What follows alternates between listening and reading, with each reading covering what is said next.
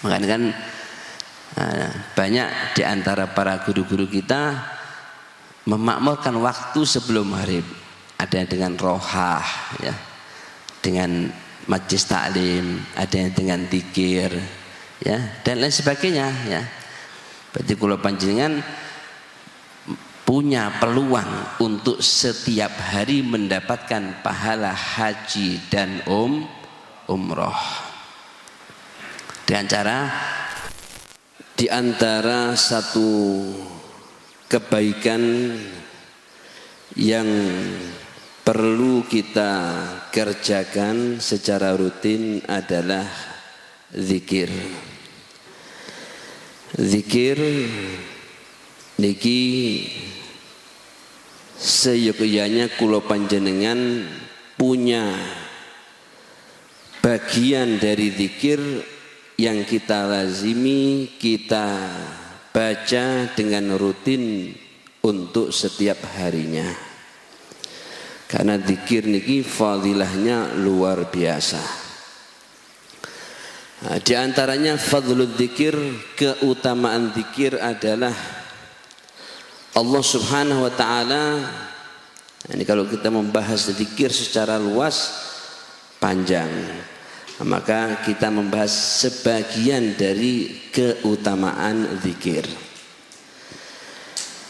Nah, di antaranya Allah Subhanahu zikir setelah subuh dan zikir sebelum maghrib. Artinya zikir siang.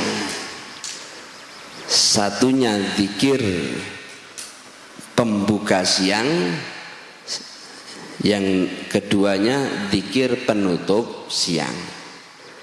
Karena dalam syariat nahar atau siang itu adalah min tulu'il fajri ila ghurubis syamsi, mulai terbitnya fajar artinya masuk subuh sampai tenggelamnya matahari artinya masuk maghrib, itu disebut siang. Berarti awalnya siang adalah subuh, akhirnya adalah masuk maghrib. Allah Subhanahu wa taala berfirman,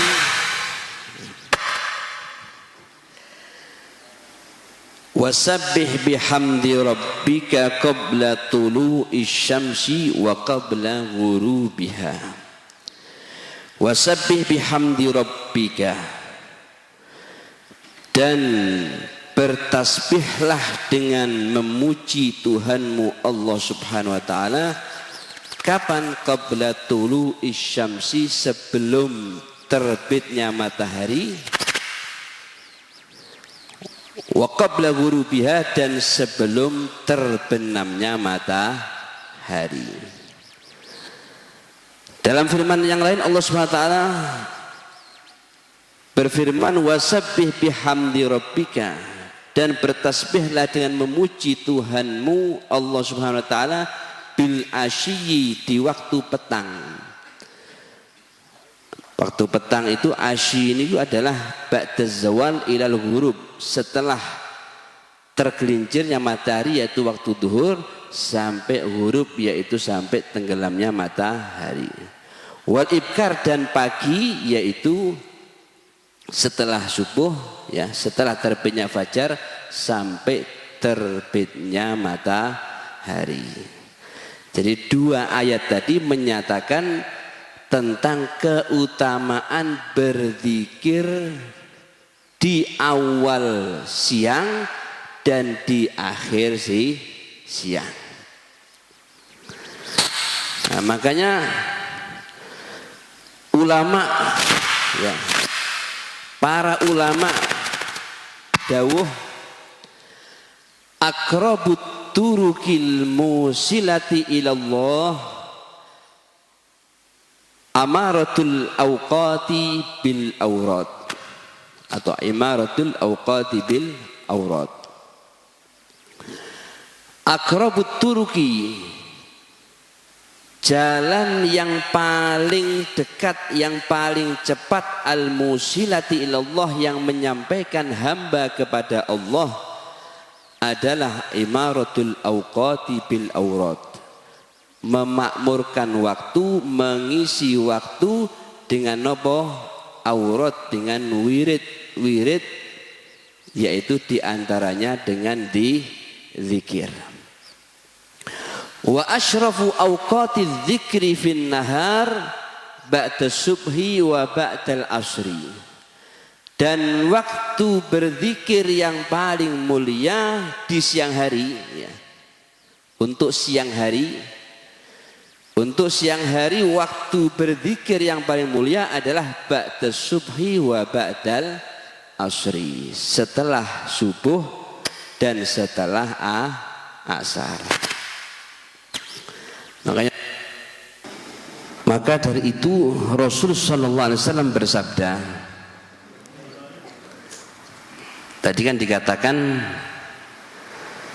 ulama mengatakan, para ulama, bukan satu lagi ya, para ulama mengatakan jalan yang paling dekat, paling cepat untuk menyampaikan hamba kepada Allah diantaranya adalah memakmurkan waktu, mengisi waktu dengan membaca wirid. Dan untuk siang hari, waktu membaca wirid, waktu membaca zikir yang paling mulia adalah setelah subuh dan setelah asar. Untuk setelah subuh, diantaranya Rasul sallallahu alaihi wasallam mengenai hal ini, Rasul SAW bersabda, man shallal fajra fi jama'atin thumma qa'ada yadhkurullaha ta'ala hatta tatlu asy-syamsu thumma shalla rak'ataini kanat lahu ka ajri hajjatin wa umratin tammatan rawahu Tirmidzi. Rasulullah SAW bersabda, man sholal fajra fi jama'atin, siapa yang sholat subuh berjamaah. Itu syaratnya satu, sholat subuh berjamaah. Tsumma qa'ada yadhkurullaha ta'ala, lalu setelah sholat subuh mboten langsung hilang ya. Napa niku lamcing bersalam langsung melayu ya. Mboten, tetap duduknya untuk apa? Berzikir kepada Allah Subhanahu wa taala. Sampai kapan? Hatta tatlu asyamsu, hingga matahari terbit ya, sampai terbitnya matahari. Setelah itu summa sholla rak'ataini, lalu sholat 2 rakaat. Nah, sholat 2 rakaat ini sholat apa? Bisa sholat isyraq, bisa sholat duha. Ada yang mengatakan sholat isyraq dan sholat duha itu masuk waktunya berbeda. Kalau sholat isyraq masuk waktunya adalah begitu terbit matahari sudah masuk. Kalau duha, terbit matahari plus naik sampai setinggi tombak atau sekitar 16 menit. Itu pendapat yang pertama. Pendapat yang kedua mengatakan sama, waktu sholat isyraq dan waktu sholat duha permulaannya adalah sama, yaitu setelah terbitnya matahari plus naik setinggi tombak atau sekitar 16 menit setelah terbit. Nah, kalau mau pendapat yang lebih kuat ya, khurujan min khilaf, keluar dari khilaf, berarti kita mengikuti pendapat ulama keseluruhan, ya maka kita sholatnya setelah terbit matahari dan plus 16 menit. Jadi 16 menit setelah terbitnya matahari. Biasanya teng jadwal niku sampai setengah jam. Waktu terbit dengan waktu duha biasanya sampai setengah jam. Sebetulnya enggak. Ya, enggak harus sampai setengah jam. 16 menit sudah cukup ya. Karena satu tombak itu adalah 4 derajat ya.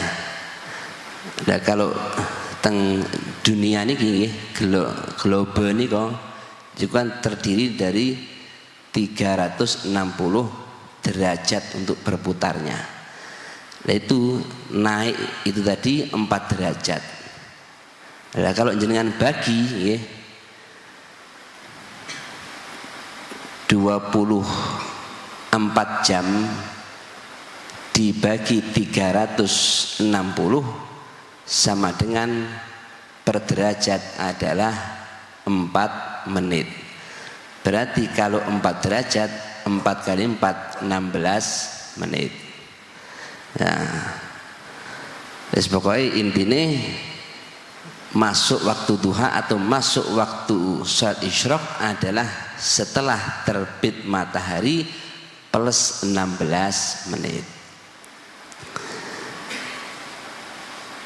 Nah, saat ini subuh jam 4 kurang 10 ya.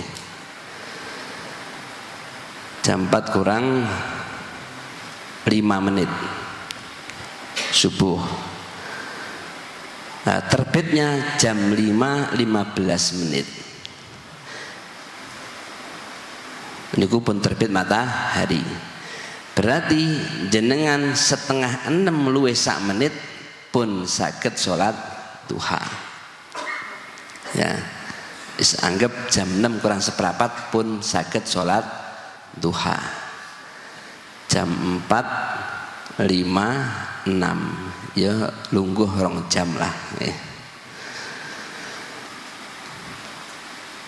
Sampai terbitnya matahari. Tsumma shalla rakaatain, kemudian sholat 2 rakaat. Jadi sholat subuh berjamaah. Setelah sholat subuh tetap duduk di tempat tersebut sampai terbit matahari ya, sampai masuk waktu duha tadi. Lalu dia sholat 2 rakaat, sholat isyraq maupun sholat duha. Apa yang dia dapatkan, kanat lahu ka ajri hajjatin wa umroh, maka baginya mendapatkan pahala seperti haji dan umroh tamatan, sempurna. Berarti kalau panjenengan punya peluang untuk setiap hari mendapatkan pahala haji dan umroh dengan cara sholat subuh berjamaah, setelah itu tetap duduk berzikir sampai masuk waktu duha, lalu sholat 2 rakaat. Enteng napa abot Pak? Enteng napa abot Bu? Nah, tiang-tiang riyen kados sih biasa ngoten nggih. Bahkan para nenek kita dulu ya, tidak keluar dari masjid atau musola kecuali setelah sholat duha. Berangkat sebelum subuh, pulang setelah sholat duha. Setelah sholat duha baru pulang ke rumah, baru aktivitas. Nah, makanya barokah ya, karena awal siangnya sudah dimulai dengan ibadah. Niku yang batas subuh, yang ba'dal asar Rasulullah SAW bersabda, diantaranya yang mengenai keutamaan zikir sebelum maghrib. Rasulullah SAW bersabda, la an ajlisa ma'a qaumin yadhkurunallaha azza wa jalla min salatil asri ila an taghruba syamsu ahabbu ilayya min an a'tiqa samaniyatan min waladi Ismail, rawahu Ibnu Sunni. Rasulullah SAW bersabda, la an ajlisa ma'a qaumin, Aku duduk bersama sekelompok orang, yadhkurunallah azza wajal, duduknya untuk berzikir kepada Allah. Min sholatil asri ila an taghrubasy syamsu, mulai setelah sholat asar sampai terbenamnya matahari. Yang penting sebelum maghrib. Mau 1/4 jam sebelum maghrib boleh, setengah jam boleh, sak jam sebelum maghrib boleh ya. Ba'da asar langsung sampai maghrib nggih boleh ya. Yang penting duduk sebelum maghrib untuk berzikir kepada Allah Subhanahu wa taala. Maka dawuh Kanjeng Nabi, ahabbu ilayya, itu lebih aku sukai min an a'tiqa tsamaniyatan min waladi Ismail, daripada aku memerdekakan 8 budak. Nah, budak siji mawon nggih, seandainya sekarang ada nggih. Budak siji nggih kira-kira regane kinten. Lak 100 juta pernah mesti payu nggih. Lah 100 juta umpamane ping 8 berarti 800 juta. Nate jenengan infak 800 juta. Derek niki berarti saya niki ada cita-cita. Lah niki kula panjenengan duduk berzikir sebelum maghrib niki pahalanya seperti memerdekakan budak 8 budak. Masya Allah. Makanya kan banyak di antara para guru-guru kita memakmurkan waktu sebelum maghrib. Ada yang dengan rohah ya, dengan majlis taklim, ada yang dengan zikir ya, dan lain sebagainya ya. Karena zikir niku tidak harus zikir murni ya. Belajar mengajar ilmu agama niku termasuk zikir ya. Baca Al-Quran masuk zikir ya. Atau zikir-zikir lain, subhanallah, alhamdulillah, la ilaha illallah akbar, dan lain sebagainya. Artinya mengisi waktu untuk berzikir kepada Allah sebelum maghrib, fadilahnya sangat luar biasa. Hadirin hadirat dengan Allah Subhanahu wa taala,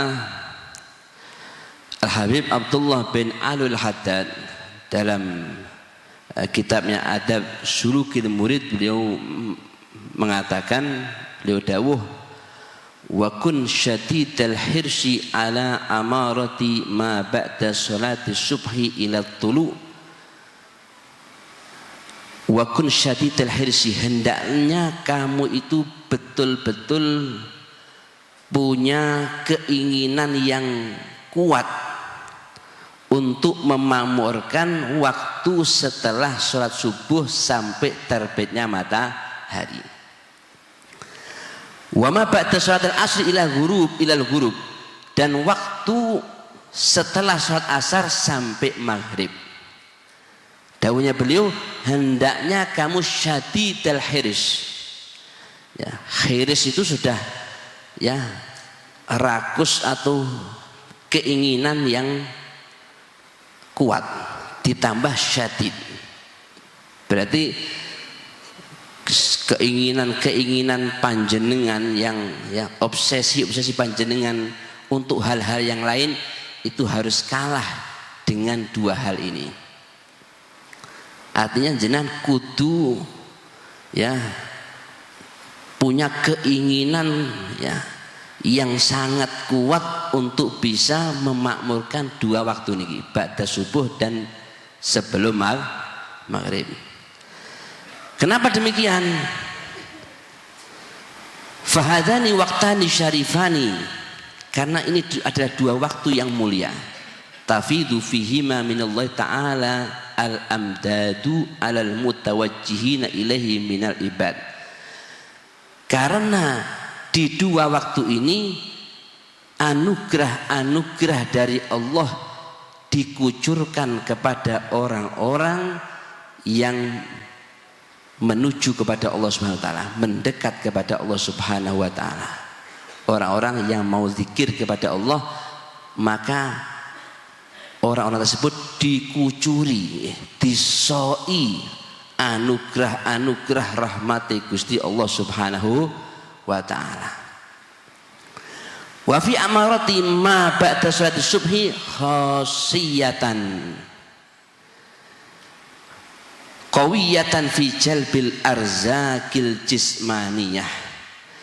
Memakmurkan waktu setelah sholat subuh sampai terbitnya matahari tadi itu punya keistimewaan yang kuat untuk menarik rizki yang nyata, rizki sing ketok ya. Napa Pak rizki sing ketok? Napa Pak? Duit ya. Kira-kira seneng duit kabeh napa?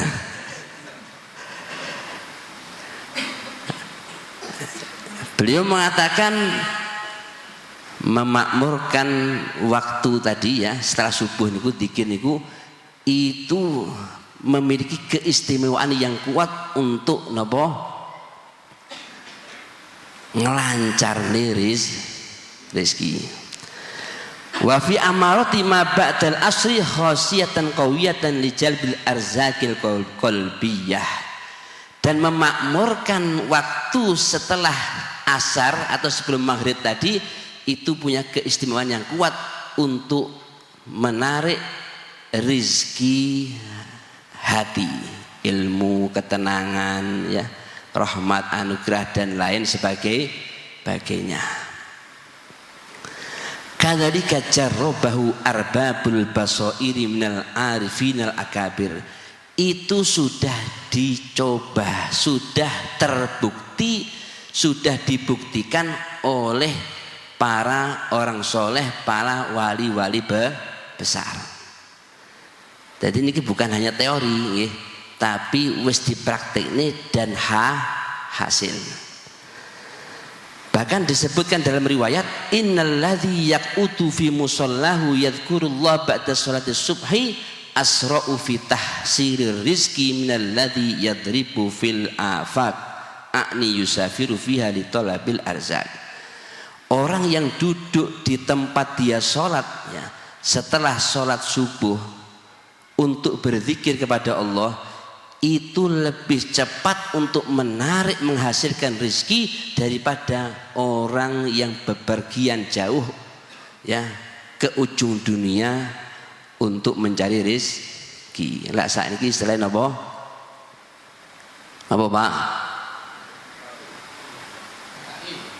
Ya tenaga kerja yang keluar negeri. Jadi jenengan ra usah ning luar negeri. Ra usah lunga teng. Setuju mboten nih? Jenengan istiqomah nih wiritan zikir ya, bangun sebelum subuh, sholat subuh jamaah zikir sampai duha. Rizkine luweh kathah, luweh barokah daripada panjenengan lunga ning Korea, neng Taiwan dan lain sebagainya. Nah, artinya kalau niki dua-duanya diamalkan, ya, zikir setelah subuh sampai terbit matahari dan setelah asar sampai maghrib, berarti jenengan lahir batin angsal kabeh. Lahir batin angsal, gitu.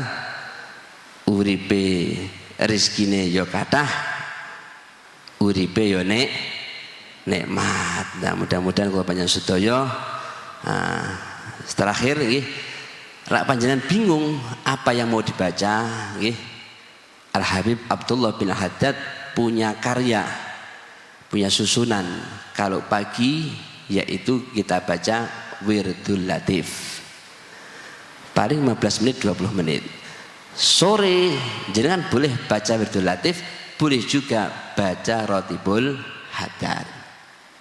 Pagi baca Wirdul Latif, sore baca Rotibul Haddad, insyaallah uripe barokah zahiran wa batinan. Amin amin ya rabbal alamin.